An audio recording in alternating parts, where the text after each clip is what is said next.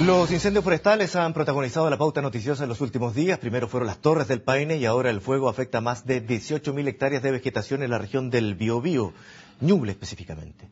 Queremos conocer el impacto que estos incendios pueden provocar en la flora y la fauna y para ello conversamos en resumen ejecutivo con Caterina Quesada, que es coordinadora de la carrera de Ingeniería en Medio Ambiente del DUOC-UC. Caterina, gracias por estar con nosotros esta noche. Gracias, Claudio. Bueno, hablemos primero de las Torres del Paine, que es un tesoro natural del país.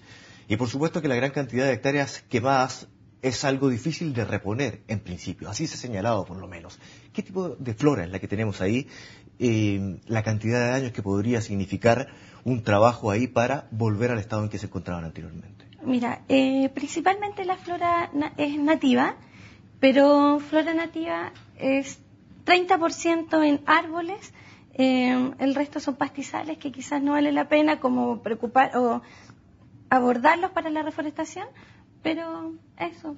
¿Y la flora nativa estamos hablando de qué tipo de árboles? Lengas, ¿Y crecimiento, sí? Sí, lengas. Son de largo crecimiento. Que demoran muchos años. Claro, varios árboles bastante longevos, entonces su crecimiento es bastante lento. ¿Y podría tardar cuánto? Mira, quizás 20 años con un trabajo arduo, si se hace la inversión además, si es que el gobierno quizás o la entidad pertinente, CONAF, pudiera hacer la inversión, podrían estimar unos 20 años en tener una zona bastante reforestada. Antes de hablar de la fauna también, ¿cuánto costaría eso? Mira, hay un estudio de Estados Unidos respecto al incendio del 2006 que abordaba cerca de los $2.000 por hectárea por año. Entonces el estudio puede llegar a ser bastante caro. Que la experiencia de cuando se incendió a propósito también del descuido de un checo en esa oportunidad. O francés creo que fue. Ya, y en esa oportunidad de todas maneras se pagó por eso. Sí. ¿Y se pagó el dinero suficiente que costó la inversión, no? No, fue un chiste, creo que fueron así como 200.000 pesos. Chilenos. Te lo pregunto porque justamente hoy está en discusión, eso lo dice hasta el mismo presidente Piñera, el que se endurezcan las penas para aquellos que tengan que ver con incendios, ya sea por descuido o intencionalmente. Pero da la impresión que donde no está el cuidado suficiente o la inversión suficiente, para ser más específico, es precisamente en prevenir a través de guardabosques y también en combatir los incendios forestales una vez que se desatan, porque muchas veces, más allá del cuidado que se tenga, las precauciones, la información que se entregue, puede provocarse de todas maneras por las condiciones climáticas, etcétera. ¿Es verdad que hay poca preocupación medioambiental en ese sentido?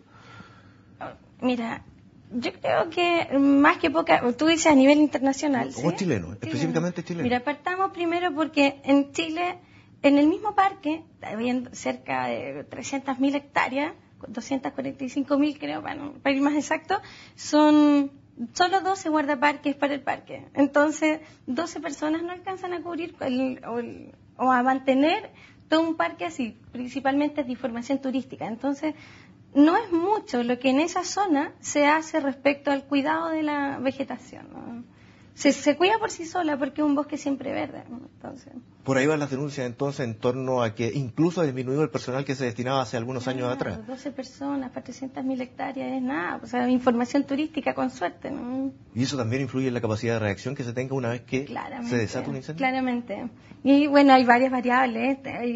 Afortunadamente la zona es bastante despejada y tiene bastante aireación. Entonces podemos eliminar los riesgos de contaminación por sulfuro de hidrógeno, no sé, dióxido de azufre. Para no afectar, por ejemplo, las aguas y los animales que viven ahí. A propósito mismo, la fauna, se ha dicho que ellos tienen la capacidad de desplazarse en este tipo de situaciones. Y estamos hablando de fauna como huemules, los propios cóndores.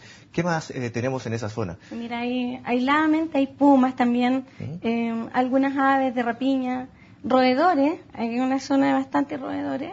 Y bueno, múltiples especies, pero en verdad son poblaciones bastante aisladas que van a migrar y difícilmente vuelvan a esta zona, van a tener que migrar solamente. Y migran más allá de la zona del incendio porque van a estar bastante afectadas por los vapores, por los humos que se generan y los gases.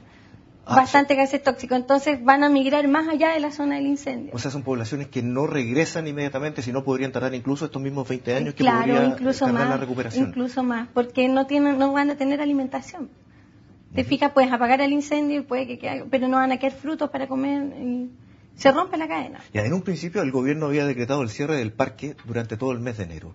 Ahora dice que por motivos turísticos, obviamente, es un parque reconocido a nivel mundial, en Europa muy reconocido, y la mayoría de los turistas vienen de Europa también. Pero por tema de trabajo, porque incluso Puerto Natales es una zona que vive con el turismo y el turismo se alimenta también de lo que puede ser las Torres del Paine.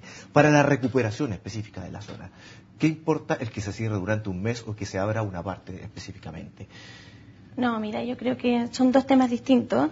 La recuperación va por un lado, tú puedes desviar parte de los circuitos o algo así y hacer turismo, un turismo mucho más precavido, con más señalética quizás, pues se puede reabrir, quizás es la oportunidad para que reincorporen más personas al trabajo del cuidado del parque, como más educación a los turistas, pero yo creo que deberían reabrirlo. Deberían reabrirlo de todas maneras. Sí. Claro que una vez que pero en mi humilde opinión. Claro, ¿no? Sí, una vez que esté todo controlado. Claro, imagino, controlado el porque incendio. el riesgo que se declare otro no, cuando por todavía supuesto, se está una porque claro. tienen 3 de los 6 puntos controlados. Entonces, una vez que se controlara, debieran reabrirlo. ¿no?